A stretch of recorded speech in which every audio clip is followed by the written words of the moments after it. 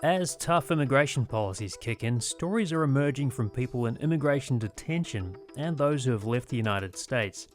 Some have been deported and some are leaving voluntarily. I'm Matthew Petty, and coming up on Florida Matters, you'll hear about two people whose lives in the Tampa Bay region have been turned upside down. Also, streets across Florida are looking a bit less colourful. Cities and counties are being told by state and federal leaders to remove rainbow crosswalks and street art. St. Petersburg's Mayor Ken Welch says he doesn't like it, but the city will comply. Hear how the city's LGBTQ+ community is reacting to the removal of the iconic rainbow crosswalk at Central Avenue and 25th Street. Turning now to the crackdown on immigrants in the United States without legal documents and how it's playing out in stories from around Florida, including right here in the Tampa Bay region. We're going to take some time to talk about two of those stories. The first is about an asylum seeker from Venezuela who was transported to an El Salvadorian mega prison, then deported back to Venezuela. Let's take a listen to that now if we could. At his parents' home in Zulia, Venezuela, Reyes smiles through the computer screen. Bueno, acostumbrándome. On the other side is his wife, Leonora Sanchez, their son, and 1-year-old puppy Sacha in their Tampa apartment. Sanchez says they've been together for 7 years, and in those 7 years, they've never been separated. Wherever I went, she was with me, says Reyes. But nowadays, they communicate virtually, messaging and video calling on WhatsApp for hours. The 25-year-old says connecting with his loved ones helps him heal. Well, Fringel Reyes and his family shared their story with WUSF's Nancy Guan, and we want to play a little more sound from that story just now because Homeland Security Secretary Kristi Noem visited CCOT in March. That's the prison in El Salvador where Fringel Reyes was held. This facility is one of the tools in our toolkit that we will use if you commit crimes against the American people. All right, so the voice of Homeland Security Secretary Kristi Noem there. Nancy Guan is with us now. Thank you so much for joining us, Nancy. Thanks for having me, Matt. All right, so we heard Homeland Security Secretary Noem talking about crimes against the American people, but just remind us why Fringel Reyes was sent to CCOT in the first place. Yeah, so Fringel and over 200 other Venezuelan migrants were accused by the Trump administration for having ties to the gang Tren de Aragua. And this is an organization that the government has designated as a terrorist organization. Mm-hmm. And that was the basis for the president invoking the Alien Enemies Act in order to basically fast track their deportation to El Salvador, to CCOT. Mm-hmm. And this is like an old rule that's been resurfaced to use as the basis for sending people out of the country to these places. Yes, exactly. So the Alien Enemies Act has been invoked about 3 times throughout history, and it was all during major conflict. Mm-hmm. The last time was during Japanese internment. Now, you told us in the story that Fringel is healing from his experience. So what was that experience like? Because if you have listened to the story, it sounded quite traumatic. Yeah, so in speaking with Fringel and also just reading reports from other people who have been released and spoken out about this, I mean, he describes that experience as traumatic and abusive. He told me that, they were beaten for practically everything there. The food there was basically inedible, he said, but if they didn't finish, they were punished for it. And he said that every morning, prison guards would wake them up at about 3 or 4 a.m. and make them kneel on the floor for hours. But Fringel specifically said the worst part for him was at night when guards would turn off the lights in the prison and come in to beat them in the dark. And that's something that he's still recovering from. He says even at his parents' home in Venezuela now, he sleeps with the lights on. Wow. Okay, so, hearing these stories, like what's going through your mind? What are you kind of thinking of? Yeah, obviously this story, what Fringel went through is traumatic, but him and his wife were pretty forthcoming in wanting to talk about this and talk about what happened to them. Mm-hmm. Of course, there were moments that got emotional. I spoke to Leonora Sanchez at their apartment in Tampa, and, she became emotional when talking about being separated from Fringel for so long. She hadn't seen him since February when he was initially detained. He was the main breadwinner for the family, and now life has just become so much harder for her.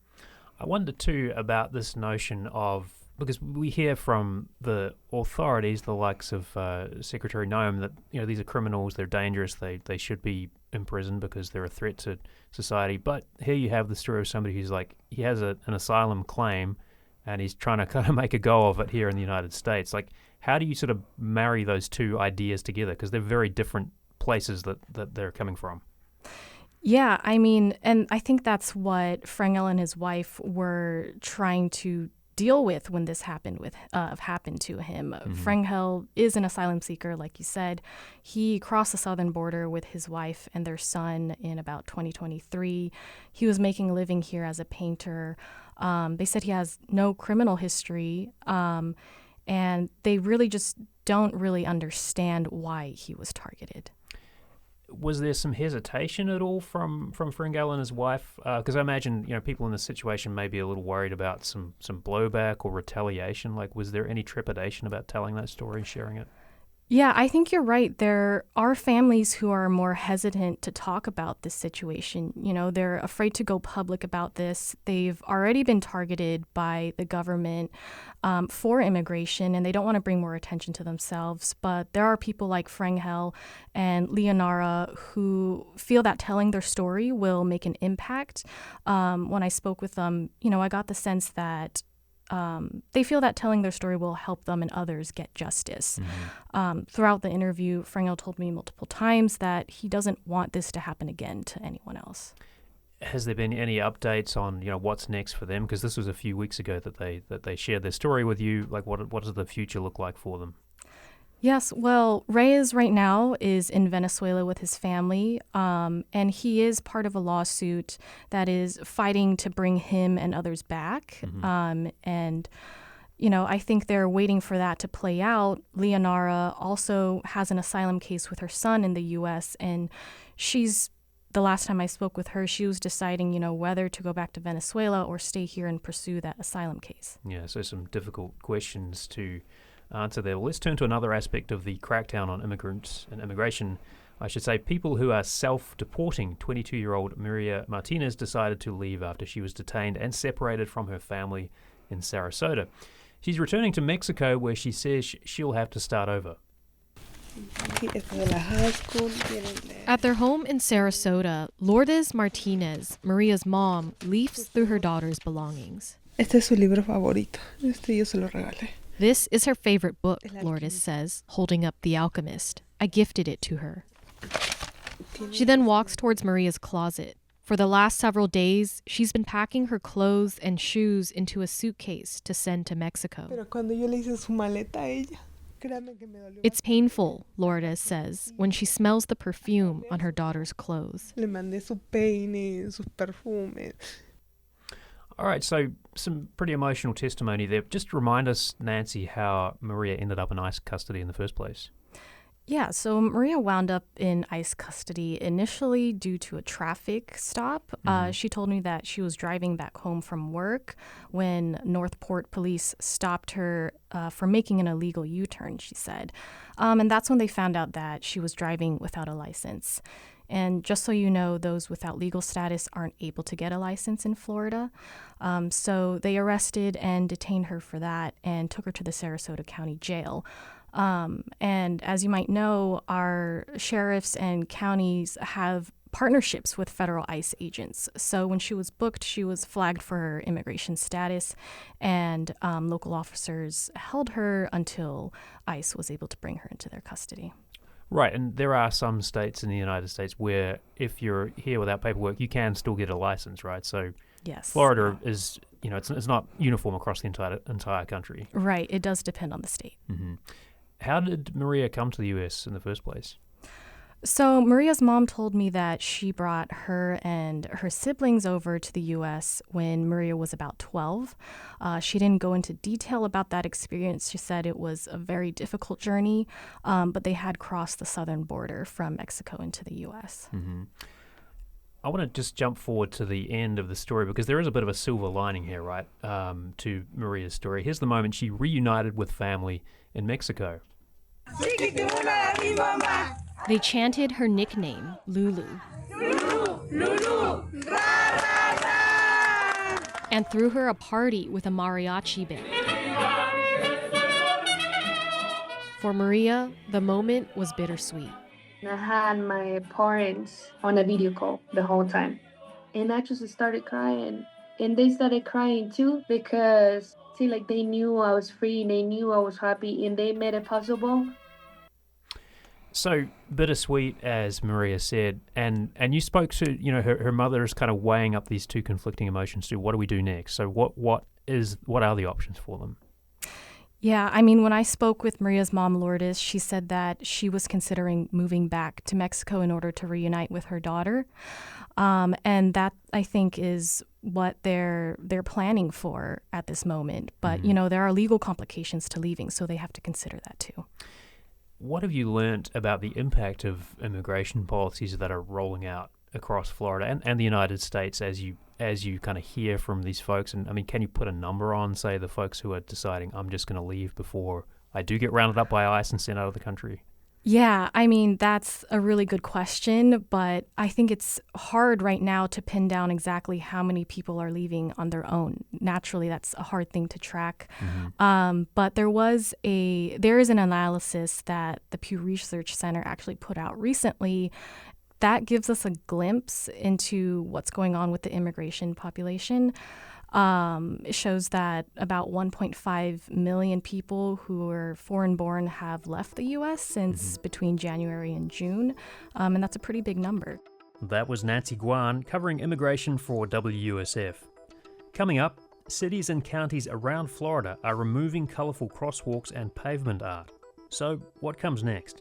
Our community is born out of resilience. We are fighters. Both Black communities, queer communities, marginalized communities across the board are ready to fight. We'll talk with Byron Green-Carlish with St. Pete Pride about the city's unsuccessful attempt to save the iconic rainbow crosswalk at 25th Street and Central Avenue, and how the community is responding.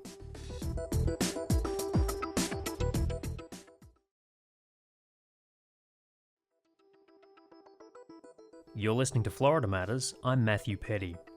Cities and counties across the state are being told that their rainbow-coloured crosswalks and other street murals must be removed, or they'll risk losing state funding. That's to fall in line with state and federal government directives to focus street signage on safety, not art or political messages. Let's just take a listen to how that plays for St. Petersburg Mayor Ken Welch. When FDOT informed us that our non-standard surface markings, our street murals, had to be removed, we pushed back, utilizing every viable tool available to us. We submitted the requested inventories. We requested exemptions. We consulted with our attorneys and spoke with our stakeholders. We also provided data that shows that the markings actually increased safety based on historical data before and after the installation of the subject art. And we made it clear that these murals are more than paint on pavement. They are expressions of our community identity and values. More than paint on pavement. You can hear Mayor Welch there speaking at City Hall. On Friday, the Florida Department of Transportation denied the City of St. Pete's request to reserve 5 street murals. Let's just hear again from Ken Welch. But through meetings and correspondence, FDOT made their position clear. And the U.S., and they have the authority, backed by the governor and the U.S. Department of Transportation, and they threatened penalties that would jeopardize millions of dollars in state transportation funding and potentially tens of millions more in broader state funding in other areas. As the mayor of our city, I will not risk these essential investments in a fight that I don't believe we can win. That would be irresponsible leadership and detrimental to our city in the long run. But make no mistake, this is not the end of the story. Our response will be strategic, not reactionary. All right, now last week we spoke to Dr. Byron Green-Carlish, the president of St. Pete Pride, about the removal of Rainbow Crosswalk at 25th Street and Central Avenue in St. Petersburg, and what he was hearing from community members. So things are a bit up in the air now. We know now how this is going to roll out, and Byron joins us again in studio. Thanks for being here. Yeah, happy to be here. All right, so just kind of break it down for us. What happened? Because it sounds like city officials, including Ken Welch, were prepared to push back and said, look, we really want to preserve some of the street art, and then essentially the hammer came down and they couldn't do it. Yeah, what we were told was, that the city was exploring all viable opportunities to push back. Our city council was really excited to engage in administrative hearings to hear more from the people. Community members were ready to go to share their stories to continue the fight. And the mayor's team received some feedback about that, essentially stating that all the things that you have planned are not going to yield the result of saving the murals, the 5 that you've identified, as we have already looked at them, and we are going to deny that request for any further action. The mayor mentioned the loss of funding, both from FDOT and other state funds, and understandably, like, losing money would suck for the city of St. Pete, to be frank. Yeah. And I recognize that as a community, this is the moment that we want fighters, that we want to be able to fight tooth and nail. And I recognize this is a really untenable situation, but people are pissed.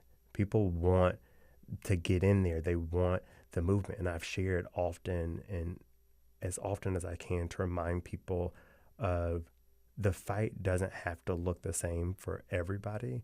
And the fight should start with the people, that we, the people, are the ones that give power to this movement. We, the people, are going to be the ones that rise up in this moment. How does it feel, though, to hear the mayor essentially laying out all the reasons why he can't, his hands are tied? Sure. This is a real opportunity that we had, both stakeholders having conversations with the mayor, both on the record and off the record, and really understanding the position that he was placed in. And I think from our vantage point, recognizing the difficulty and heaviness of that situation, both having a really strong desire to fight this administration that's pushing for this incredibly exclusionary measure, but also recognizing that there are Black and brown and marginalized communities in our city that are still actively trying to rebuild after 2 hurricanes last year, that we recognize that the loss of funding would directly impact the least of us in the city of St. Pete. And what does that look like? That as we try to save art, that there are people actively struggling in the wake of trying to rebuild their lives in the city of St. Petersburg.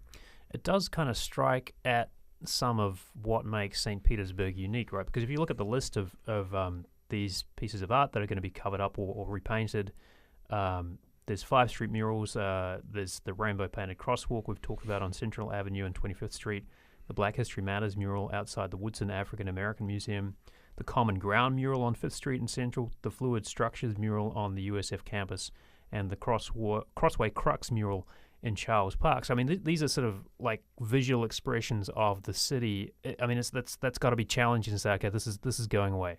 Absolutely. You nailed it. I've said often that these visual signs of inclusion really do a number, not only for our community members, but also for tourists that are coming into our space. There's so often that people run across our murals before they have the chance to speak to a single human. And they get the chance to see our values of inclusion as a city way before they get the chance to talk to any of our residents.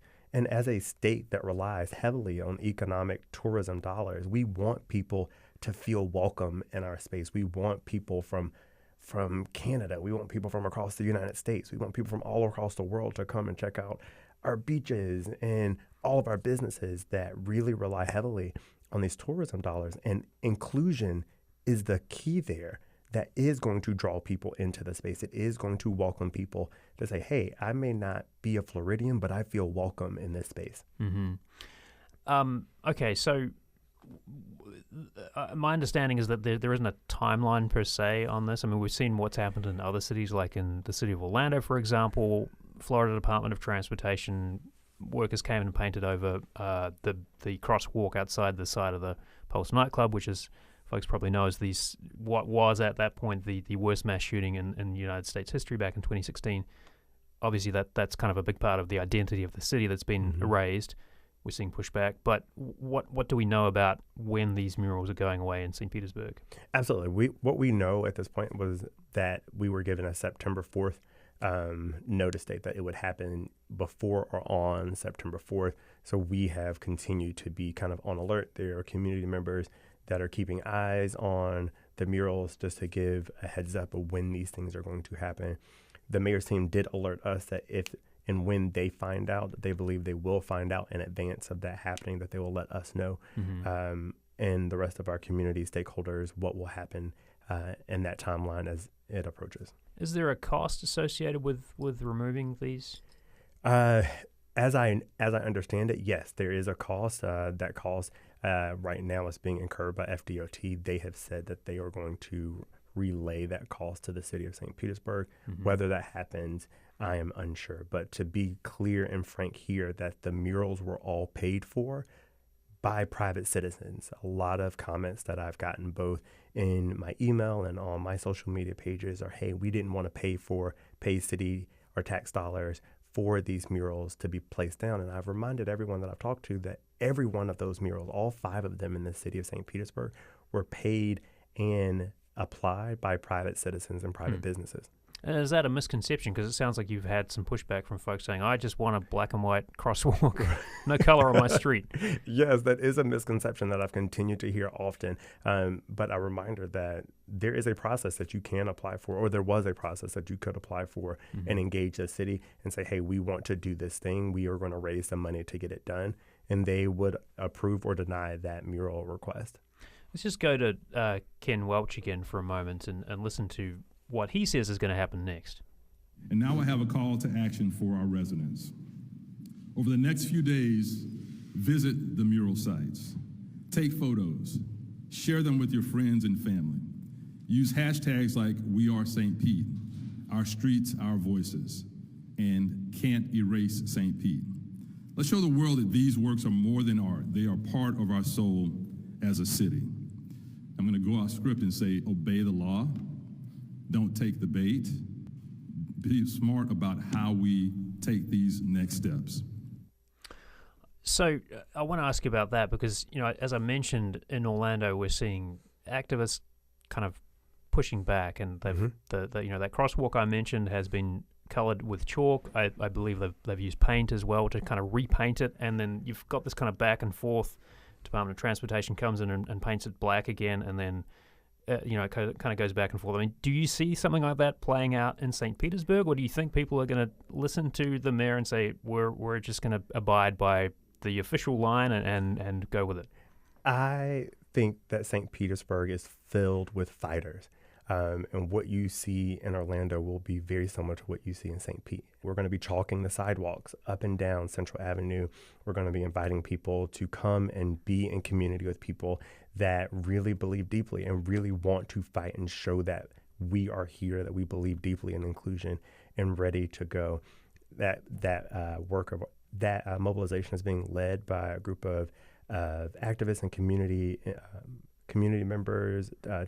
Tamara Lee over at NAACP, their LGBTQ liaison, Rachel Covello, who is in the travel industry, Brian Longstreth, who is a really outspoken LGBTQ activist, and so many other leaders, Trevor Pettyford, who's a part of the group as well, who's really pushing forward, Terry Lipsey Scott over at the Woodson Museum, all of us coming together, recognizing that this conversation is about art and inclusion, and what does that look like for all of us? And I know for a fact that this pop-up mobilization is not going to be the first act of solidarity. There will be more announced as we move into the month of September.